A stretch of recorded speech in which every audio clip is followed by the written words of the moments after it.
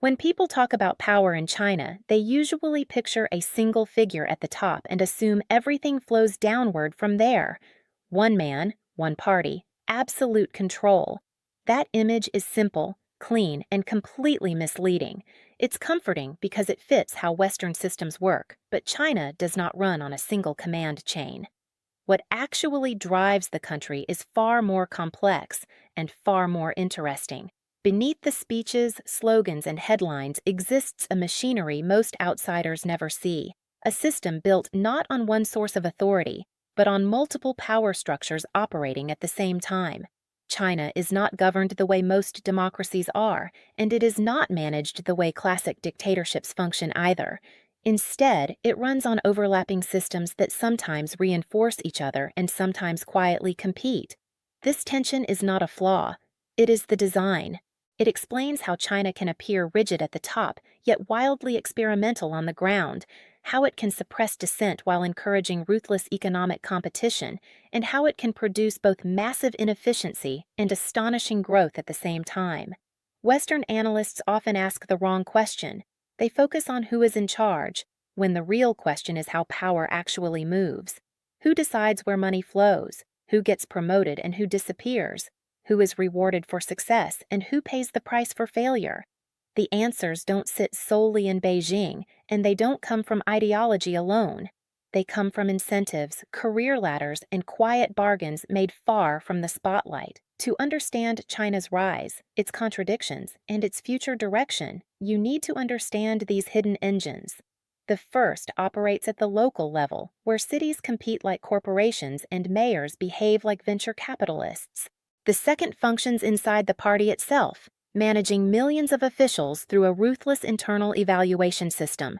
The third lives in the blurred space between the state and the private sector, where companies are neither fully free nor fully controlled. These three power structures don't just coexist, they depend on each other. Together, they explain how China actually works, why simple comparisons to Western systems fail, and why so many predictions about China keep getting it wrong. Once you see this framework, China stops looking chaotic or mysterious. It starts looking engineered. The first power structure doesn't sit in Beijing, and it doesn't issue grand ideological statements. It operates at street level, inside thousands of cities run by officials whose names you've never heard, yet whose decisions shape China's economy more than any national speech ever could. This is what can be called the mayor economy, and it is one of the most misunderstood forces behind China's rise. In this system, cities behave like competing corporations, and mayors function less like bureaucrats and more like CEOs, under relentless pressure to deliver results. Take the city of Hefei as an example. For most outsiders, it was invisible, neither a coastal powerhouse nor a political center. Yet in 2020, when the electric vehicle company NIO was on the brink of collapse, it wasn't Beijing that stepped in. It was the local government. Hefei invested roughly $1 billion of municipal funds, effectively betting its own political future on a struggling private company. Within a year, NIO rebounded. Hefei earned massive returns, and an entire electric vehicle supply chain began forming around the city. Jobs appeared, tax revenue surged, and GDP growth followed. From the system's perspective, the mayor succeeded. This wasn't an exception. It was the system working exactly as designed.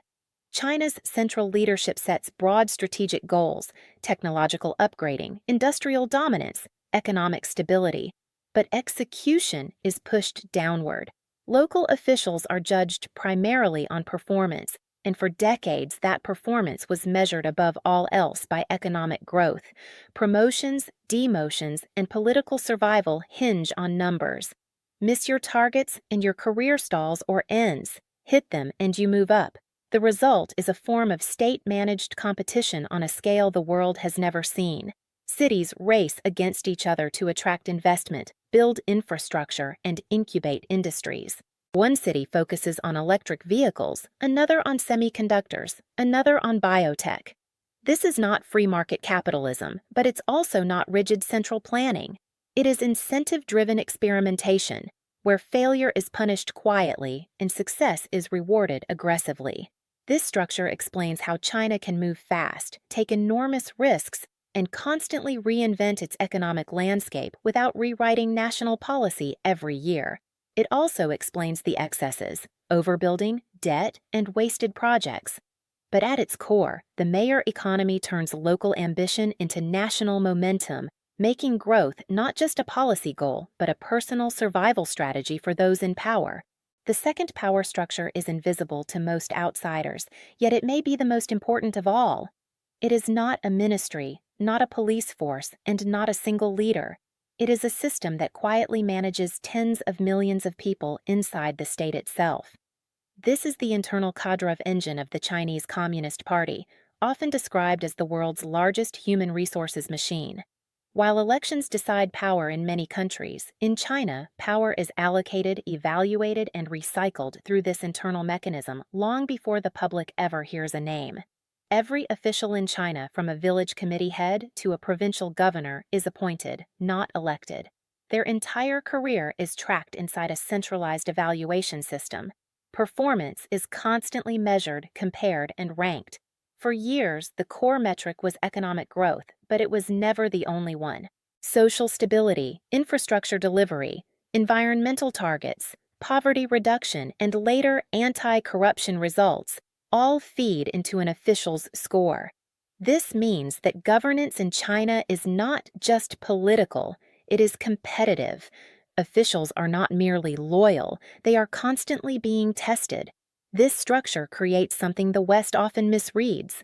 From the outside, China looks like a personalist dictatorship where decisions flow directly from the top. In reality, the top depends on a massive pipeline of trained administrators who have already proven they can deliver results under pressure. Advancement is slow, incremental, and brutal. An official might spend decades moving from a poor county to a mid-sized city, then to a province, always under scrutiny, always replaceable. Failure doesn't usually make headlines, it simply ends careers. Even figures who eventually reach the highest level are products of this system, not exceptions to it. Long before holding national office, leaders are tested across regions, crises, and economic conditions. This is why Chinese governance often appears technocratic rather than ideological. The system rewards competence, or at least the appearance of it. An official who cannot manage growth, control unrest, or execute policy does not rise, regardless of loyalty. At the same time, this structure creates powerful distortions. Because evaluations are numerical, officials learn to manage appearances. Problems are hidden, debts are rolled over, statistics are massaged. This behavior is not accidental. It is a rational response to how power is allocated.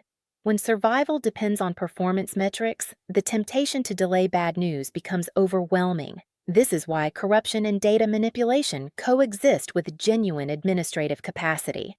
What makes this system resilient is that it polices itself. Periodic anti-corruption campaigns are not just moral crusades, they are reset mechanisms. They remind officials that protection is conditional and that no one is untouchable. Fear and ambition operate together. One pushes officials to comply, the other pushes them to perform. This second power structure explains why China can execute complex policies across a vast country with surprising consistency, even when national directives are vague. It also explains why change in China is evolutionary, not sudden. Power does not shift through elections or coups. It shifts through promotion lists, internal reviews, and quiet removals. To understand China's stability, you don't look at speeches. You look at how careers are made and how easily they can end. The third power structure is the one that confuses outsiders the most, because it lives in the gray zone between state control and private enterprise. On paper, China has state-owned companies and private companies, just like many other countries. In reality, the line between them is deliberately blurred. This hybrid system is not an accident or a temporary transition. It is a core feature of how China exercises power in the economy, and it explains why companies that look private often behave as if they are part of the state. At first glance, firms like Alibaba, Tencent, or Huawei appear to be standard capitalist success stories. They innovate, compete globally, and generate enormous profits. But unlike Western corporations, their independence has clear limits. Inside many of these companies sit party committees, not to manage daily operations, but to ensure alignment with national priorities. The message is simple and unspoken: grow, innovate, and get rich, but never challenge the system that allows you to exist. This logic became visible to the world when Jack Ma publicly criticized financial regulators.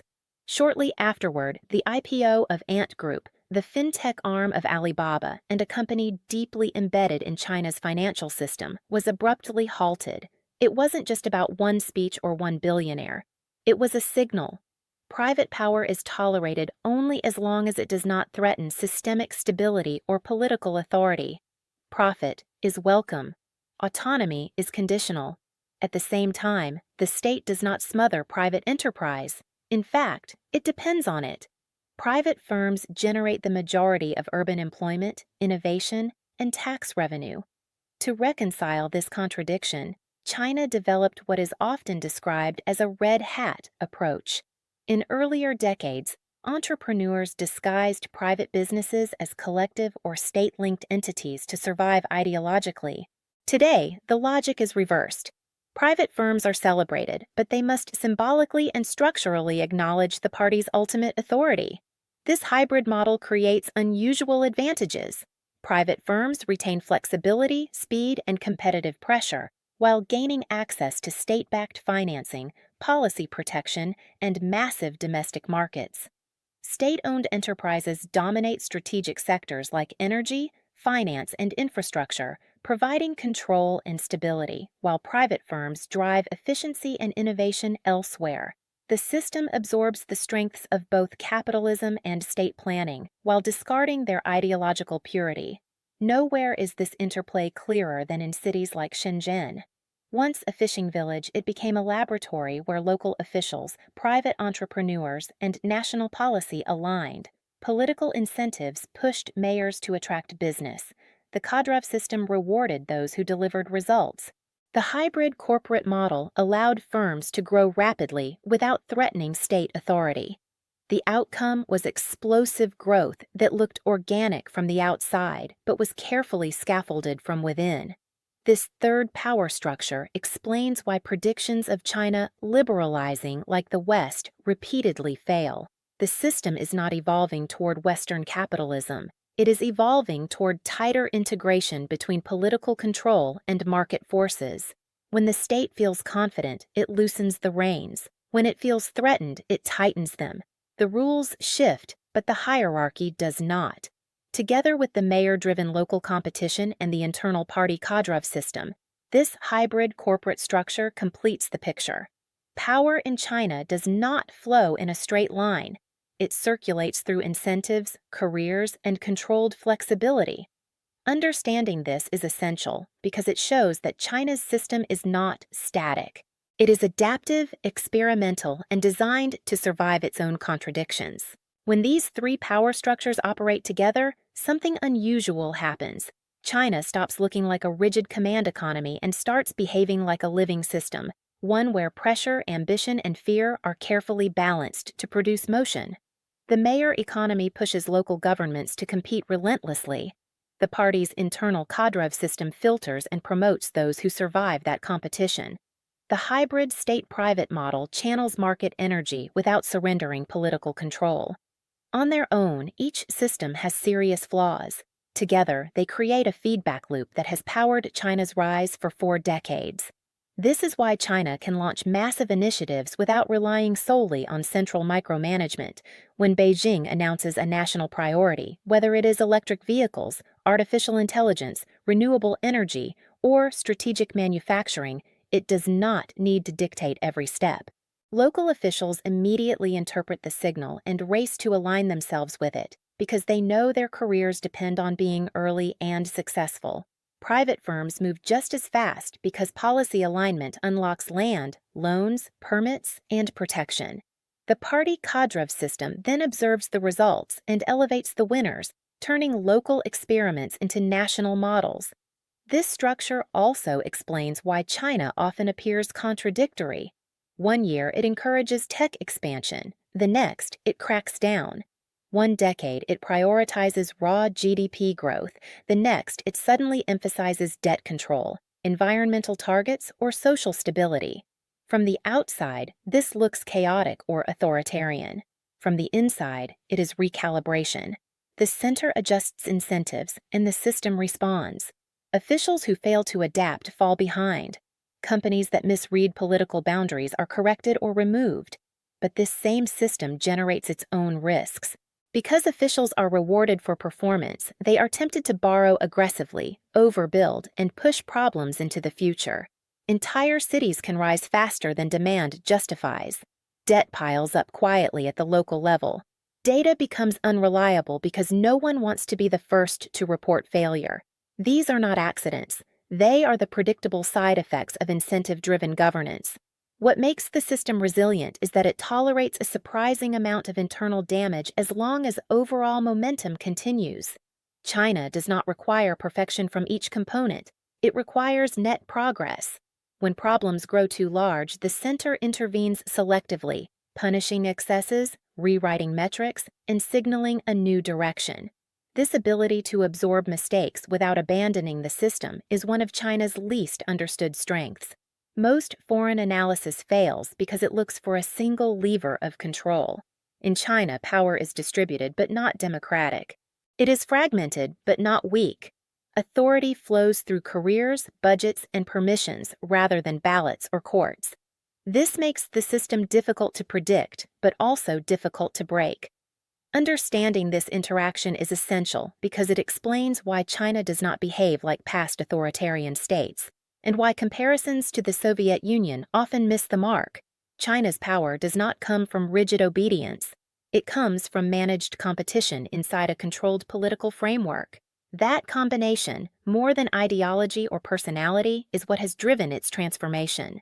The problem now is that this system is entering a new phase, and the rules that made it so effective are being rewritten in real time. For decades, the underlying deal was simple: deliver growth, maintain stability, and the center would tolerate risk, inequality, and even excess. That deal is changing. The leadership under Xi Jinping has begun to redefine what performance actually means, and that shift is putting pressure on all three power structures at once. The mayor economy is no longer judged primarily by how fast it can grow.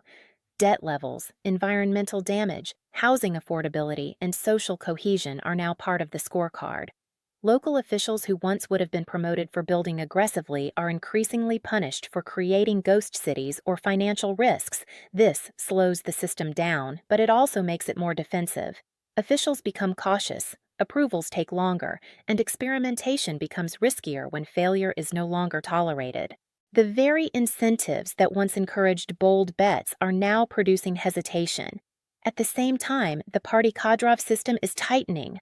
Loyalty and political alignment now weigh more heavily than raw economic results. Officials are still evaluated, but the margin for independent judgment is shrinking. This reduces internal friction, but it also reduces adaptability. A system that once thrived on managed competition is gradually prioritizing discipline over experimentation. That trade-off may improve control, but it risks dulling the engine that drove growth in the first place. The hybrid state-private model is under even greater strain. Private companies are still expected to innovate and employ millions, but the boundaries of acceptable behavior have narrowed. Data control, financial risk, and ideological alignment matter more than ever. Entrepreneurs no longer just ask whether a business model is profitable. They ask whether it is politically safe. That calculation changes how capital flows, how risk is taken, and how fast innovation moves.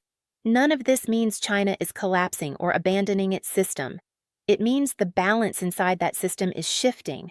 The leadership is trying to solve problems created by earlier success: inequality, debt, corporate power, and social fatigue.